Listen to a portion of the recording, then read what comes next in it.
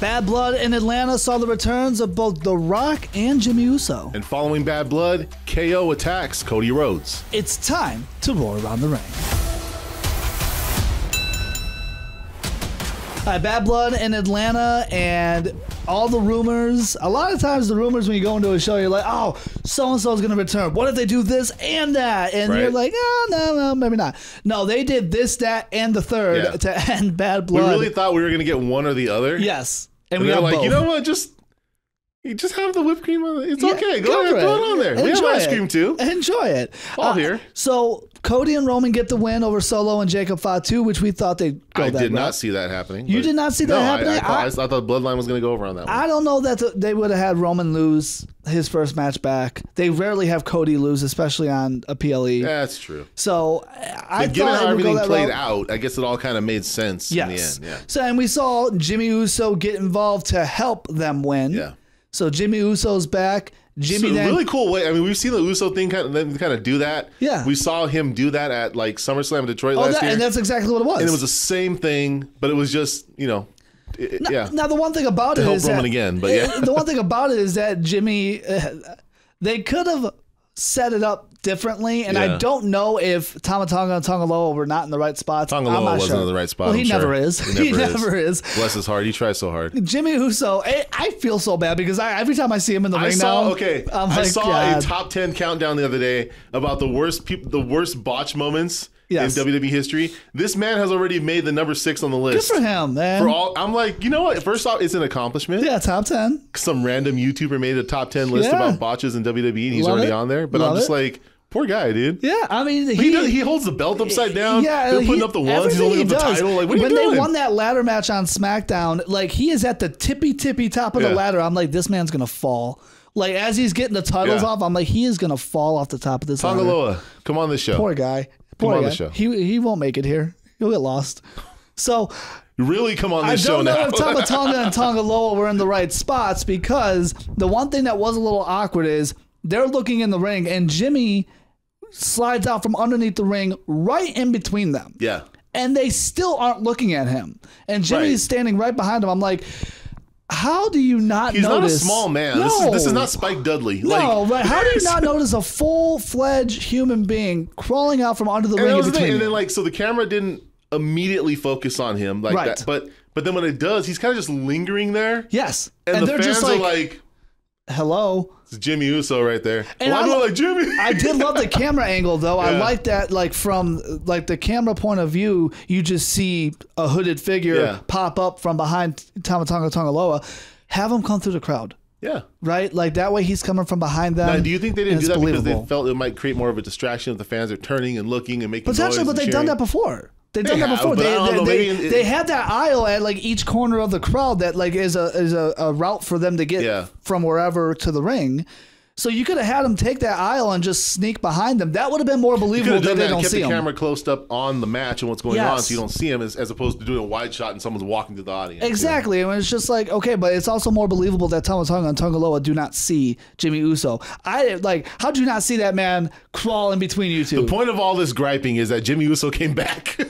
Love that Jimmy Uso's back. Jimmy Uso then goes on to convince Roman Reigns to help Cody Rhodes, who gave him his word. Because Roman wasn't having it. And Roman's like, it's not my problem. My word was through the match, and I fulfilled my obligation. We won the match. I'm out, right? Yeah. And I love that Roman still has that edge to him a little bit. We saw that on SmackDown as well. They save Cody. They hand Cody the title, a little sign of respect. But Roman's still like, don't get comfortable, bro. Exactly. Like, I still want that title. And that's when The Rock's music hits. Not much comes of this. Rock did a lot more on Instagram Live afterwards than he did on the show. Unedited Rock. Yep, just at the top of the ramp, a little gesture. You a fan of The Rock? Yeah, hell yeah, you are. Shout out to The Rock. Love that the final boss is back. Walks away. What do you make of what we saw here, specifically with The Rock? We'll get into Roman and Jimmy in a moment, but specific because The Rock did not follow up on Raw or SmackDown, which I didn't expect him to. No. But just one quick gesture toward who? Cody, Roman, Jimmy, everybody, and then walks away. What'd you make of that? Collectively. Yes. Collectively, right? Like everybody. Yeah, collectively. It's for various reasons. Yeah.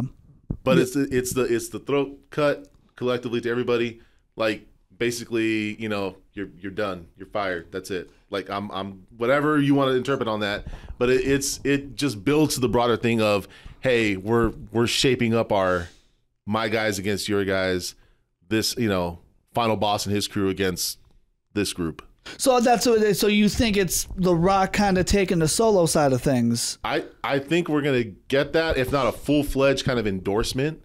It's like you're kind of doing my bidding, and I'm backing what you're trying to run here as the new tribal chief, without fully being like, yeah, The Rock is standing up for you. It's more like you're working for The Rock. Well, I have a hard time envisioning The Rock in a War Games match. I still do. I know it's Survivor Series and it could be a big deal. I just don't see that. I don't think he has to be. No. I think the stipulation could be set by The Rock for whatever it would be in that match. If you win, you know, if Cody Rhodes, your team, it's going to be Team Cody or whatever, Team Roman or whatever. Yeah. If your team loses, blah, blah, stipulation. Rock does not have to be physically in the match. He can come out in the end, get involved, break the, you know, order the door to be open so he can get in and beat the crap out of somebody. Sure. That I could see happening totally. But him being a participant in the match, no, I don't think we get that. Yeah, I think The Rock is, of course, going against Roman and Cody. I think you have a Rock-Cody match at some point. Mm-hmm. And I don't know that I want a triple threat. I know like the rumors and like the instant thought is like, oh, Rock, Cody, Roman for the title, which that would be big. But this is, again, it's like 2 years ago. That was your shot for Rock Roman. Yeah. This year, WrestleMania in Vegas, this is your shot for Rock Roman. It has to be. Yeah. Right? Yeah. So that being said, that's where I don't think the triple threat is needed. I know it's a big deal. It would be a big deal. I don't know that it's needed. Cody, by WrestleMania, could be onto something else. And we have ideas. Randy Orton's involved. Now he's in the feud with KO. Something within that mix could be Cody's WrestleMania. But Rock and Roman need to be one-on-one. You can do Rock and Cody at the Rumble, right? It's in a big stadium, Indianapolis. It's a big deal. That would be worth it. And then you leave it to Roman Rock. Now, for Survivor Series and War Games, can understand like The Rock not wanting to be in War Games, but it's also like, okay, Solo, I need to help you with this new Bloodline shit. Yeah. Because at this point, even though Solo got a win on SmackDown, and they've come up, you know, standing, right? They beat down Roman and Jimmy. Like, Solo, this whole new Bloodline is not taken seriously. It's not. It's not as impactful. It started off, so when they started, and the seeds were planted here in Detroit. They were planted at the SmackDown following WrestleMania, where you saw that Jimmy getting kicked out and Tama Tonga being brought in. Exactly. It was like, okay, what is this? It was intrigued to it, and it started looking like, okay, this is more of a dangerous group, a more aggressive version of Bloodline. But then it just slowly became this faction. Yes. It's just a heel faction that's led by Solo. And I will say, outside of Jacob Fatu, and I want to make fun of Tangaloa, they're all goofy as fuck. Yeah. Except for Jacob Fatu. Jacob Fatu is really, if you look at the group as a whole, you're like, Solo is the leader, but Jacob Fatu looks like he's the one that could take out everybody. That's the guy, right? Solo has this just like, he struggles on the mic just enough. He's not bad, but it's just enough where I can't take you too seriously. He doesn't have the confidence that Roman has. Correct. And then you have... He also doesn't have a Paul Heyman. Correct. And then you have a Tama Tonga who's a fucking goof making all those barking noises and shit, which is like, I think that's kind of his thing. It's been his thing, but it's just, it takes away from taking this group seriously. And Tanga Loa is just kind of like, his gimmick, I guess, is not even a gimmick. It's unintentionally his gimmick is that he botches things. Otherwise, he seems like he's like the nice guy of the group. If you can make a career out of it, because usually that like ends your career. Bro, you're on TV making money and I'm not, so power to you. Good for you. Like, you know what I mean? If you can make a career out of botches, and that's usually what gets people fired. But even the commentary crew presents Jacob Fatu as the guy. Yes. He's attacking Roman. Yes. He's attacking Cody. He's the one that everyone, Roman, Cody, everybody fears Jacob Fatu. Yes. They should be presented Solo as the guy, but it's not. It's Jacob Fatu's the guy. The one thing I do not like, and there's a lot that I don't like about the wrestling social media, universe, but they are talking about Jacob Fatu the same way they talked about Solo Sikoa, and now they hate Solo. I'm like, time out. This is what everybody wanted. Yes. Right? Let's remember a year and a half ago when Solo was standing behind Roman and Roman was cutting his promos. For some reason, everyone was like, Solo's the guy. Look at him. That's the next guy. But it's funny how we even look at Cody as champion. as much as he gets the fanfare and the fans still sing the music and they cheer him on, they love Cody, right? Everything that a year ago we were saying, can we get this different now? Can Cody be champion? Yeah. Can Solo attack Roman? Now that we got it, can we just have Roman back? Yeah, we just want Roman back. Can he be the tribal chief again? We give him the title again? And that's why I don't want to see a Cody Roman one-on-one match from now till WrestleMania. Like, no, I not one bit. You could really save that. I don't know. And now this is assuming either of them are a champion going into some point in the summer of next year. Because if either of them are a champion, that could be a SummerSlam match. Right. And it's perfect minute because it's the part 3 that they know they eventually can get to if both guys are healthy. Yeah, and I think it's just one of those things where, you know, especially now that The Rock's back, full heel, Roman's back, fans like him, and then Cody's still your face. It's like we talked about before. If you force a Cody Roman feud, you're going to force fans to choose. Yeah.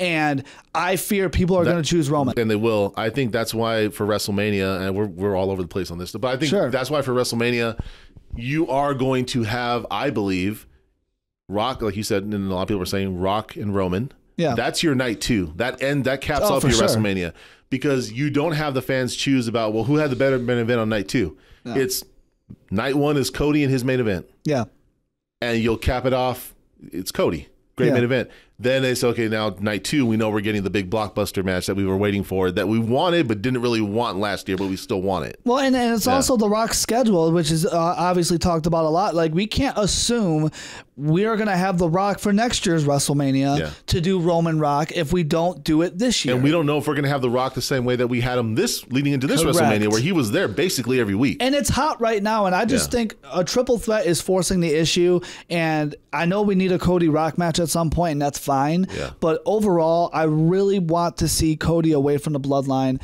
for a minute now, and then for sure, like, come WrestleMania. Yeah, starting with the Rumble on, I don't want him doing much association at all. Exactly. And that leads to what I was going to say. You just saying right now that we could get to eventual Rock Cody. I feel the more emphasis important is getting to Cody Orton is more important than getting to Rock. And that's what a lot of people want to see. That's a WrestleMania caliber match. The history is there, and it gets Cody away from the Bloodline. It lets the Bloodline tell their story alone. And speaking of that, with Jimmy right away on SmackDown, we need him. We need him, and we all know who he's talking about. Jey Uso.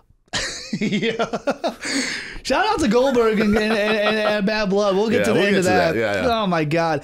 But Jey Uso, when he won the Intercontinental title on Raw, I almost thought, okay, well, he's not involved in the Bloodline story. Before the KO turn, which we'll get into, we thought maybe War Games is KO, Cody, Roman, Orton, some form of that. Jimmy Uso, right away after Bad Blood, we need Jey Uso, we need Jey Uso. How do you feel about them already hinting at, and if they're hinting at it, you got to think they're going to at least tease it more or go for it. Jey Uso right back involved in this. I think what happens is something that you brought up a while back, a few different times, is getting the old Bloodline back together. Yeah. I think we get there because Jey Uso can still, I know we have the Bron Breakker thing going on, but that is a thing where you either can set it aside for a match or for a month or two, or you kind of incorporate Bron Breakker being like, I'm going to still be lurking in the background while you're doing your thing, whatever. Yeah. You can step aside from that to have him like, this is a thing for family, I'm gonna help my family, right? Yes. I think we also get to the Sami Zayn thing. Where it's Roman basically, because let's be real, we know how this is gonna go for Sami. Yeah. So I think the next thing is, hey, we do need you over here. Like where Sami might get in a place where he doubts himself, it's like, no, like your family needs you. Yes. To step up. And he needs that. Just lost the world title shot against Gunther. And you need Roman himself to come and tell him that. Exactly. Like, I need you. And you know how he'll react to that. Because if Jimmy tells him, it's like, oh, you're just being a friend. If Jey tells him, you're just trying to be a really good friend.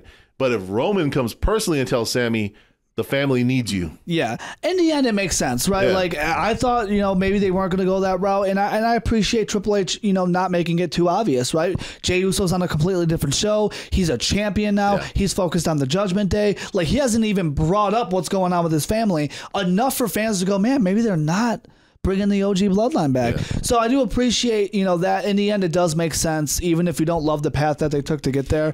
Sami Zayn needs this the most. Yeah. Right? Yeah, this is gonna give Sami Zayn a whole new life. Whole new boost, when it comes to his character. Plus the story is so relatable in the sense of like, I mean, they're talking about real life situations for people. everybody in your family has cousins, whoever, that you may not necessarily get along with. You don't really care for them that much. But the minute anyone outside of your family starts talking greasy about them, you're like, hold on. Right. That's my family. Right. I can have a problem with them.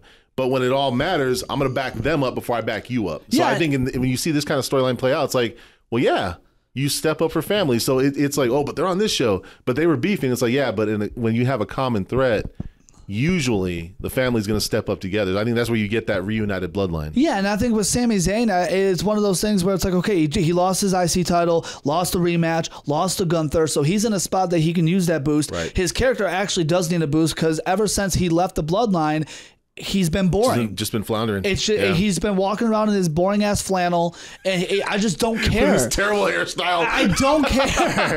Like, I don't care about you, right? Like, his boring ass flannel. I love Sami Zayn and I respect him, but I have not cared about him since he left the bloodline. And we know how much we love the bloodline, Sami Zayn. Yeah. So getting that boost from the crowd is going to be huge for this match. So yeah, and you have to go that route. You can do the math, obviously. Solo, Jacob, Tangaloa, Tamatanga. Yeah. We got two more with Roman. They need two more. Sorry, the boring ass flannel thing. I will maintain that on Raw Around the Ring on this show, the only flannel we respect is Mick Foley. Exactly. To this day. Yes. Lose the flannel, dude. You have merch. Wear your merch. A little cut hair, a little bit, maybe. Something. Give me something. And that'll get. Sammy needs that because that dude was so entertaining even before the bloodline. But that being said, I am actually. It would be exciting to see him get back in the fold with them, even if we know it's just it's a one night shot. Get the band back together. Yes. The lead up will be exciting, and then to have them all coming out to get ready for War Games, like seeing that entrance. Yes. The fans are going to go nuts. Yeah. So Paul Heyman's back with them. Bad Blood specific, and he needs to be. Yeah. Roman keeps bringing him up. I think he'll be back with them. Yeah. Yeah. After the show, real quick, Kevin Owens attacking Cody Rhodes, not on the show. Mm-hmm. Shout out to Triple H, knowing how fans will react, getting plenty of video, pushing it on social media. That's how they pushed it. How'd you feel about the turn taking place like this? I love the approach they took of, hey, we didn't film this. This wasn't part of the show. The fans caught this candid moment that nobody was supposed to see. And obviously we know the deal, but the fact that they presented it like that, where the fans are the ones filming it, like, holy shit, like, look, this is happening, and this isn't on the event. Like, when the show ended, we all turned off our TVs. That was it. Yes. Nobody saw this. Yes. You're just scrolling on social media. I love, again, you've said it, I've said it, and a lot of people have said, Triple H is thinking outside the box here. Yes. Just because we always did things one specific way and one specific formula, we don't have to stick to that. Exactly. And it's just that thing where it feels more real, more intense. Look at the interest it gained. Right. And then Triple H a day later is posting like, we'll handle this internally. Yeah. Kevin Owens is interrupting a match on SmackDown. He's not supposed to be here. He's on commentary. Tessator's telling Way Bear, we don't have to go there. We don't have to talk about Yeah, exactly. And like, oh, we're cutting his mic. We're doing a CM Punk on him, right? Where he has to go get the headset from it just feels more intense. This was the only route to go, right? Yeah. I don't believe that Kevin Owens is fully heel yet, right? Yeah. Because I don't know that people can disagree with what Kevin Owens is. There's an element of understanding of why he's flipping out to where it's like, why am I the crazy one here? You're right. And Kevin Owens. Does nobody see this? Kevin Owens is not wrong, and then Randy Orton tries to get involved, and Kevin Owens lays him out. I thought that really. I loved how they played that out on SmackDown. That really was just like, Orton now is the guy that's conflicted. Like, what the fuck is going on? Right. Like, why is this happening? I love that. I did love because they didn't show the attack. I love the last we saw from Randy is like, I will fix this. Yeah. And the next time we see Randy Orton, he's laid out. Like when Randy popped him in the mouth and KO's face, like, like you hit me. Like, but it doesn't feel like a heel turn. It feels like 2 or 3 competitors, friends, just going through issues. A misunderstanding. Right. It's like a misunderstanding. It doesn't feel like Kevin Owens isn't going to go team with the bloodline. Right. You don't expect that. I don't expect Kevin Owens to, be a crazy ass swerve. And I know I've said that to you as much, I think probably in like private conversation, but I wouldn't really think they'd go that route on TV. No, I don't expect them to like berate the crowd and take and talk them down and anything like that. I look at it as 3 guys that we love and respect. Yeah. Big stars, friends, going through some issues. I can understand why KO feels. It's like when you have 2 friends that you love them both, but they're not getting along, and you can understand what's going on. This is, if you look at the SmackDown roster and you take Roman out of this picture, this is your favorite sports team. The big 3 are no longer getting along, and you're seeing this shit melt down. Exactly. It's KO, Orton, and Cody. Yep. It's the big three on the sports team, and it's like, we're not holding this together anymore because you guys aren't getting along. Right. Yeah. So you got to imagine we have another Kevin Owens Cody match. Orton's getting involved. People are waiting on Orton to turn on Cody. Do you think this is enough? Do you believe Cody is moving on from the bloodline right now? Is he involved in War Games and then WrestleMania? I mean, I think there's still an element where the Roman thing's going to bring him into the fold to be probably involved in War Games. I mean, the numbers can add up where he might not have to be. That's if The Rock's involved. If The Rock's not involved, you don't need him. It's 4-on-4, and it's fine. This could be the route you go, where maybe we end up getting a triple threat match out of with these three for Cody's title. Yeah, and you could go that route. I will say, if Cody's in War Games, Kevin Owens needs to be in War Games. Yeah, and I don't think and I think that's where my thing that I had told you, I think it was through text messages, like, what if we get KO just out of spite? Yes, aligning with. Yes. Solo comes to him. It's whatever. A deal with The Rock. Yeah, with The Rock. It's not to help out. It's not because I'm here to help the bloodline with Solo and the Tongans and whatever.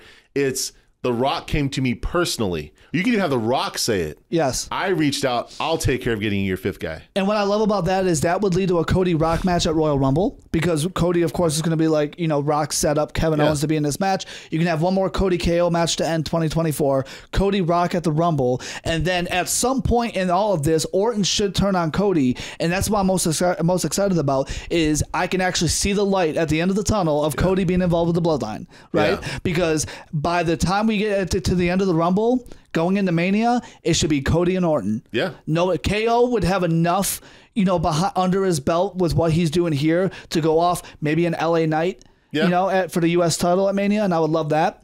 But Cody having nothing to do with the bloodline in WrestleMania, that's what I'm excited about. Yeah. But when it comes to Survivor Series, if Cody's in War Games, KO has to be in War Games. If KO isn't in War Games, Cody has no business being in that match. Because this is his out right now to not be with the bloodline. Correct. And it's just at that point, just do a Cody KO match at Survivor Series. Yeah. If you're not going to do that, they both need to be in War Games. Both of them or none of them. One of the two. Yeah.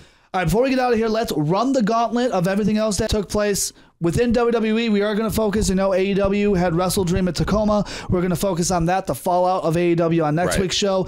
Let's focus on everything that took place, the rest of Bad Blood, and also in WWE. CM Punk, Drew McIntyre, a classic inside Hell in a Cell. Your thoughts on how this match played out and the result? Definite match of the night. The result was the right way to go. And I love the fact that we're seemingly not going to be getting them on TV for hopefully a little while to play that off. Yeah. And to kind of reset where their characters go from here. Yeah, I think, Drew McIntyre wasn't even on Raw. Punk is already staring down Seth. Punk getting the win was the right way to go. This easily sets up Punk and Seth for Mania, right? Like, gives them on that track. I don't even think you need a title involved for that one. And what I loved about it, this felt like an old school mid-2000s Hell in a Cell match. Yeah. Right? Yeah. Like when Triple H and Shawn and Kevin Nash were in one, like bloody but not too much. Didn't go too far. Before it was actually a mandated thing because they had a pay-per-view named after it. Correct. Yeah. Right, and now it just felt legit. It felt intense, but not too much bloody. No, but not too much. It's one of the best Hell in a Cell matches that they've ever done. And shout out to CM Punk for actually selling his injuries after the show. Yes. Limping out and everything. As you should do. Gotta love it. Goldberg, we mentioned it earlier. He was at Bad Blood. He had a little face-off with Gunther. He said Gunther's next. You want to see this match? Actually, I kind of do. I'm not going to lie.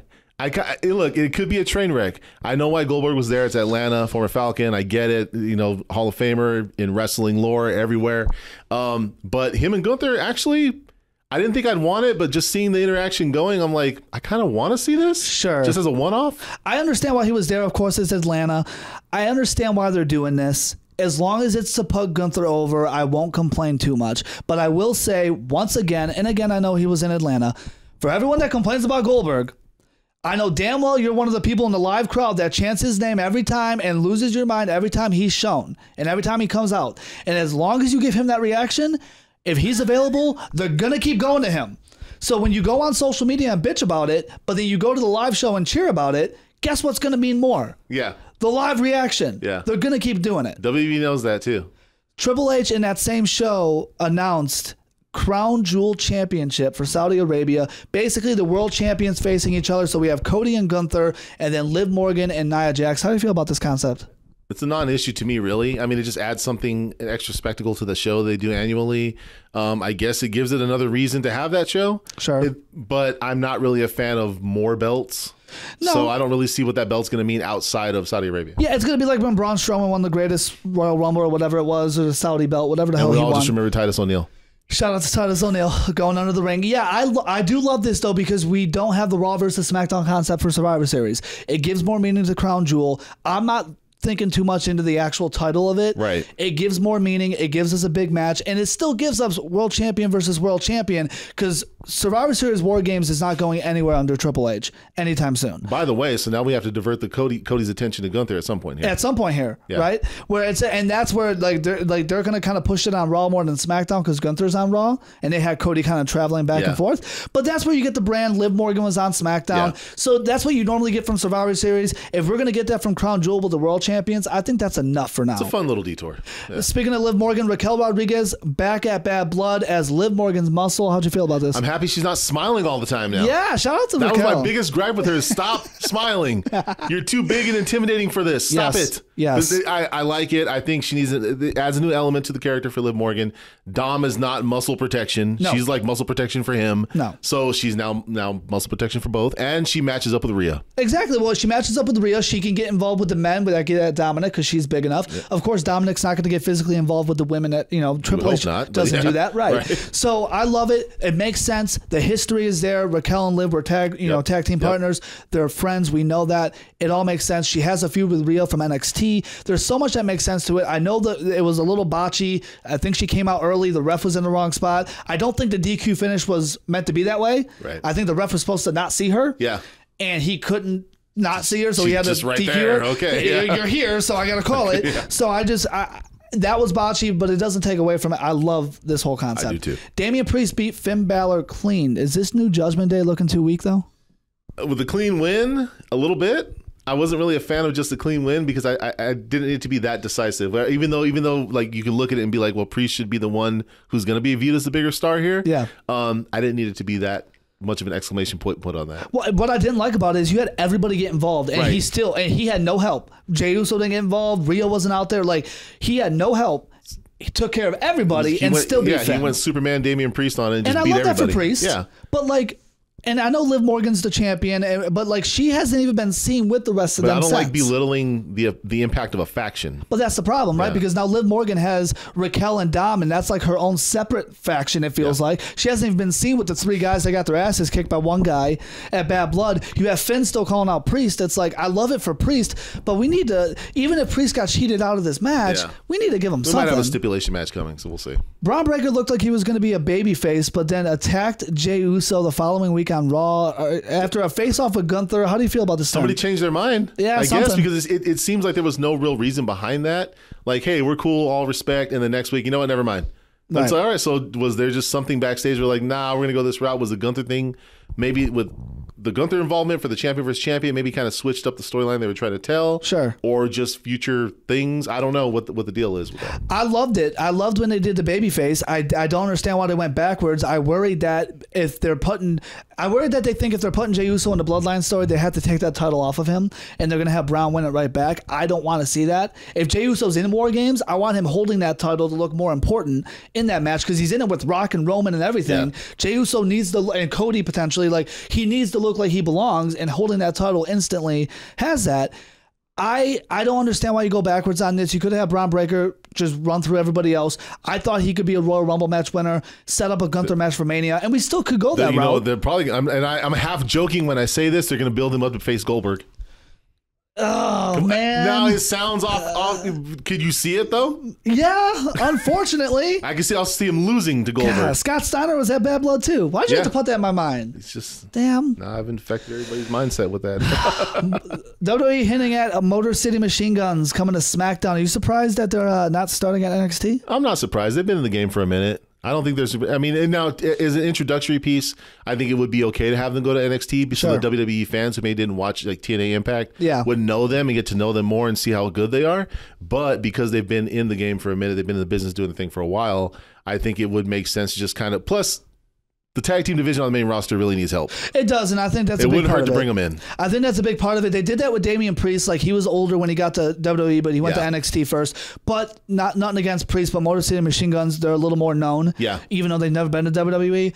I think it's more of this tag team division needs help. If they didn't need help the way they do, then they'd go straight to NXT. And I think that would make sense, especially now that NXT's traveling a little bit. Dude, when they have an event here in Detroit and they come out, especially if they're the tag team champions, can you imagine the ovation they're going to get? The whole promo was about, Detroit. We thought, when they're event. actually physically here and they come out, the city's going to go nuts. I love it. I do love it. I can't wait to see them under Triple H's wing, because we've only seen them in the Indies, AEW a little bit. We need a solid Impact. tag team on the main roster to really carry that. Everybody in the industry knows them too. Yeah, right? They've been around for a minute. Fans who don't know them, they're gonna get familiar with them quick, because everybody in the industry knows who they are.